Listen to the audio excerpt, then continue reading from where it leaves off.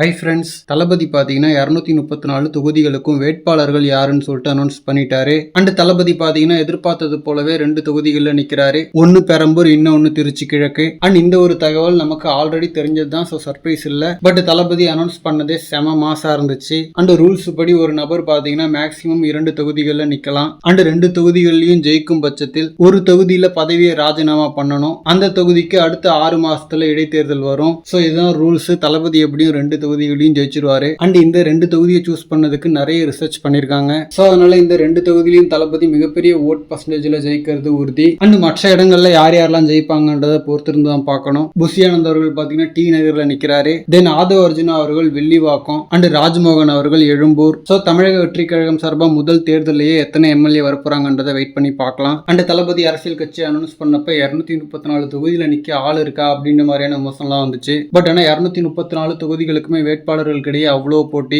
ரொம்பவே கம்ஃபர்டபுளா 234 தொகுதிக்குமே வேட்பாளர் அனௌன்ஸ் பண்ணியிருக்காரு. அண்ட் வாய்ப்பு கிடைக்காம நிறைய பேர் டிசப்பாயின்மெண்டாகவும் இருக்காங்க. பட் நிறைய பேர் ஹார்ட் ஒர்க் பண்ணியிருந்தாலும் ஒரு தொகுதிக்கு ஒரு நபர் தான் சூஸ் பண்ண முடியும். ஸோ ஹோப்ஃபுல்லி டிசப்பாயின்மெண்ட்டை ஒதுக்கி வச்சுட்டு எல்லாரும் ஒற்றுமையாக வேலை செய்யட்டும். ஓகே ஃப்ரெண்ட்ஸ், உங்க தொகுதிக்கு ஒர்த்தான ஒரு கேண்டிடேட்டை சூஸ் பண்ணியிருக்காருன்னு சொல்லிட்டு கமெண்ட்ல சொல்லுங்க. தேங்க்யூ.